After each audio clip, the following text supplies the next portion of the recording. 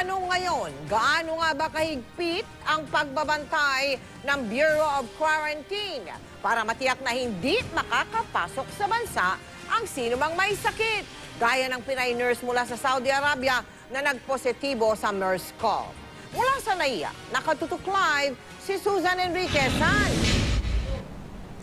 Mel, sa panig ng mga tauhan ng Bureau of Quarantine, wala raw sila naging pagkukulang kung may nakalusot na kaso ng MERS-CoV sa bansa. Ang mahalaga raw ngayon ay pag-ibayuhin ang paghahanap sa mga pasaherong nakasakay sa eroplano nitong Pinay nurse na nagpositibo sa virus at paigtingin ang mga hakbangin laban sa mga sakit gaya ng MERS-CoV.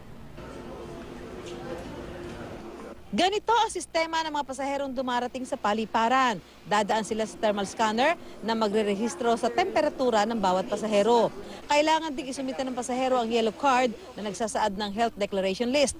Nakasulat dito kung ano ang mga sintomas ng pasahero gaya ng lagnat, ubo at sakit ng ulo.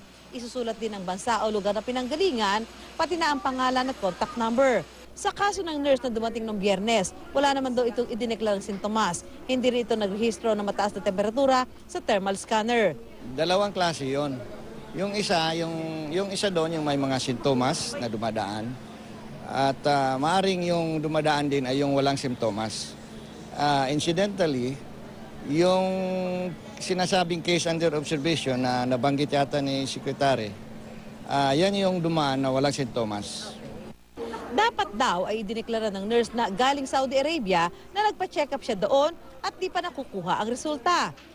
Dapat nga po na hintayin nila yung resulta dapat. Nagkataon na umuwi sila, gaya na naman yung dati ma'am, di ba? Yung nagpa-test sila doon tapos hindi nila kinuha yung resulta. Ang pangunahing sintomas ng MERS-CoV ang hirap sa paghinga. 1 hanggang 2 linggo raw ang incubation period dito.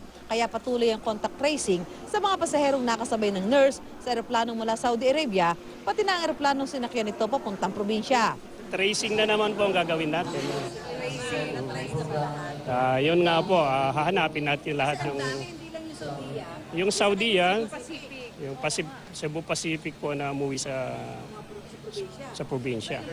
May pakiusap ang Bureau of Quarantine sa mga pasaherong nakasabay ng nurse.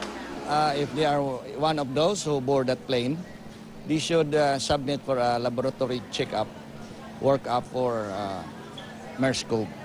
Sa ngayon, bukod sa dagdag na medical personnel sa NAIA, balak ding bumili ng mga bagong thermal scanner para mapalitan ng mga lumang modelo sa kabila ng pag-aalala sa MERS-CoV.